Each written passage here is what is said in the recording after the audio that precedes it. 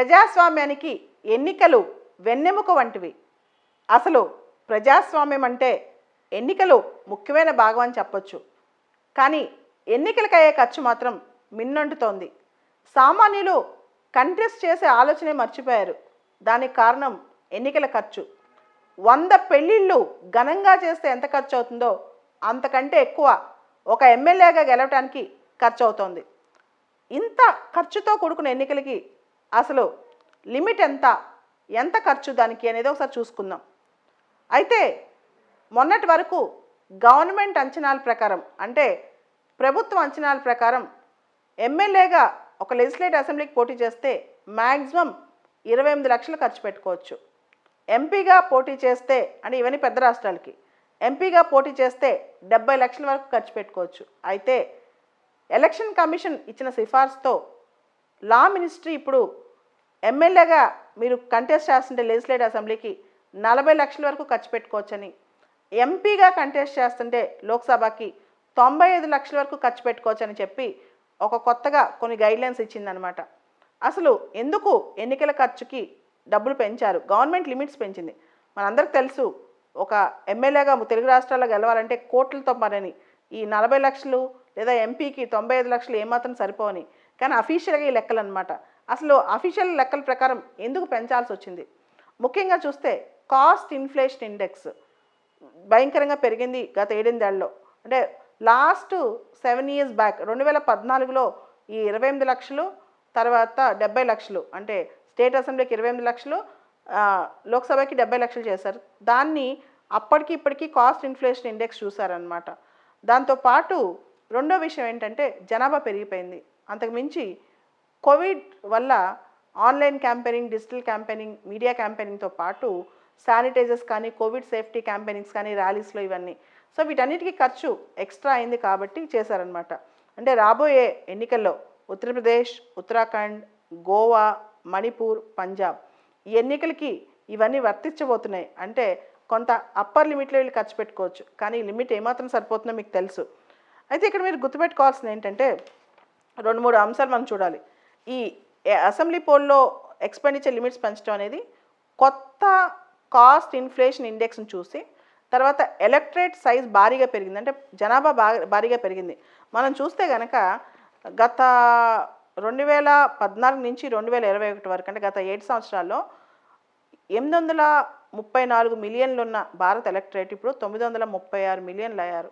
అంటే ఓటర్లు బాగా పెరిగిపోయారనమాట. దాదాపు 30% ఇంక్రీజ్ ఇది ఓటర్ పర్సంటేజ్లో గత 7 ఏళ్లలో. ఇది కూడా మనం ఆలోచించాల్సిన విషయం. సో ఇంత ఇంక్రీజ్ అయినప్పుడు ఖర్చు కూడా ఆటోమేటిక్గా పెరుగుతుంది కదా. దాంతోపాటు మనం చూస్తే కనుక ఈ ఎలక్షన్ కమిషన్ 2020లో ఒక కమిటీ సెటప్ చేసింది. ఆ కమిటీ, అంటే ఎలక్షన్ ఎక్స్పెన్స్ ఎంత ఉండొచ్చు క్యాప్ మీద, ఆ కమిటీ భారతదేశంలో గత 7 ఏళ్లలో కాస్ట్ ఇన్ఫ్లేషన్ దాదాపు 12.23% పెరిగింది. దాంతో మనం ఖచ్చితంగా ఎలక్షన్ ఎక్స్పెండిచర్ లిమిట్స్ కూడా, క్యాప్ కూడా పెంచాలి అని చెప్పి. సో ఇంతవరకు బాగానే ఉన్నాయి.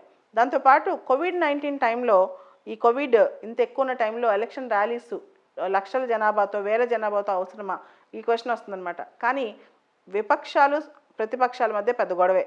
అపోజిషన్ పార్టీస్ ఏమంటున్నాయంటే, అంటే రూలింగ్ పార్టీకి లేని రూల్ అపోజిషన్ పార్టీస్కి ఎక్కువ పెడుతున్నారు ఎన్నికల ర్యాలీ విషయంలో. అపోజిషన్ పార్టీస్కి మాత్రం కోవిడ్ వస్తుంది, కానీ రూలింగ్ పార్టీస్లో మాత్రం వాళ్ళు ఎన్నైనా చేసుకోవచ్చు అని చెప్పి ఇలాంటి విమర్శలు కూడా ఎదురవుతున్నాయి. దాంతోపాటు ఇక్కడ మనం ఇంకో అంశం చూస్తే చిన్న రాష్ట్రాల్లో ఇంతకుముందు 20 లక్షలు ఉండేది ఎమ్మెల్యే కంటెస్టెంట్కి ఎక్స్పెండిచర్ లిమిట్, ఇప్పుడు 28 లక్షలు. చిన్న రాష్ట్రాల్లో ఎంపీ కంటెస్టెంట్కి 54 లక్షలు ఉండేది ఇంతకుముందు, ఇప్పుడు 75 లక్షలు. పెద్ద రాష్ట్రాలేమో 28 లక్షలు నుంచి ఇప్పుడు 40 లక్షలు చేశారు ఎమ్మెల్యే కంటెస్టెంట్కి ఎక్స్పెండిచర్ లిమిట్. చిన్న రాష్ట్రాలనేమో 54 లక్షల నుంచి 75 లక్షలకి తీసుకొచ్చారు. అయితే మనీ పవర్ ఇన్ ఎలక్షన్స్ అనేవి సంవత్సరానికి పెరుగుతున్నాయి. ముఖ్యంగా తెలుగు రాష్ట్రాల్లో, తర్వాత కర్ణాటక, కేరళలో కాస్త తక్కువ. కర్ణాటక, తమిళనాడు, ఆంధ్ర, తెలంగాణ అయితే ఇంకా ఎంపీ అవ్వాలంటే 40-50 కోట్లతో పని అనమాట. అయితే ఎలక్షన్ కమిషన్ మొత్తం ఎలక్షన్స్ ముందు యంత్రాంగం మొత్తం తన కంట్రోల్ని పెట్టుకుని చాలా చెక్ చేస్తుంటారు, అన్నీ ట్రై చేస్తుంటారు. కానీ ఈ రాజకీయ పార్టీలు మాత్రం ఎలక్షన్ కోడ్కి ముందే మనీని కాన్స్టిట్యున్సీకి తరలించేసి దాన్ని ఎలా పంచాలి ఎలక్షన్ ముందు రోజు 2 రోజుల ముందని చూస్తుంటారు. ఇదంతా పెద్ద గేమ్ లాగా జరుగుతుంటుంది అనమాట. చివరికి ఎలక్షన్ కమిషన్ ఎంత ట్రై చేసినా డబ్బులు పంపకాలు జరుగుతూనే ఉంటాయి. సో ఎప్పుడైతే భారతదేశంలో ధన ప్రభావం లేని ఎన్నికలు వస్తాయో, ఎప్పుడైతే భారతదేశంలో చక్కటి మెరిటోరియస్ ఎన్నికలు జరుగుతాయో అప్పుడు నిజంగా ప్రజాస్వామ్యం వస్తాయి. దీనికి ఇంకో సొల్యూషన్ కూడా చెప్తున్నారు. అసలు వీళ్ళంతా సీక్రెట్గా డబ్బులు పంచడం ఇదంతా ఎందుకు, స్టేట్ ఫండింగ్ ఆఫ్ ఎలక్షన్స్ అనే కాన్సెప్ట్ తీసుకురావచ్చు కదా అని చెప్పి. అంటే దేశమే ఎలక్షన్ని ఫండ్ చేయొచ్చు కదా. చూడండి పాశ్చాత్య దేశాల్లో ఈ కాన్సెప్ట్ ఉందన్నమాట. కానీ భారతదేశంలో ఇంకా దాదాపు 20% మంది ప్రజలు తిండికి లేక రోడ్డు మీద ఉన్నారు. ఇలాంటి టైంలో ఎలక్షన్స్కి స్టేట్స్ ఫండ్ చేసేది ఏంటంటే ఎన్నికల ఖర్చు, అభ్యర్థులకు అయ్యే ఖర్చు ఎందుకు స్టేట్ ఫండ్ చేయాలి అని చెప్పి. అయితే ఇక్కడ మనందరికి తెలుసు ఈ ఎలక్షన్ ఎక్స్పెన్సెస్ సిస్టమ్ వచ్చి పెరిగిపోవడం వల్ల కేవలం ధనవంతులదే ప్రజాస్వామ్యంగా మారిపోయిందనమాట. ఆలిగార్కీస్ తయారయ్యాయి. So democracies are slowly becoming graveyards of oligarchies అని చెప్పారు పొలిటికల్ సైన్స్లో ఒక థీరీలో. అంటే స్లోగా ప్రజాస్వామ్యాలన్నీ కూడా ఆలిగార్కీస్ అనే సమాధుల్లో మగ్గిపోతున్నాయని చెప్పేసి. కాబట్టి ఈ ప్రజాస్వామ్యాన్ని కాపాడవలసిన బాధ్యత మనందరికీ ఉంది.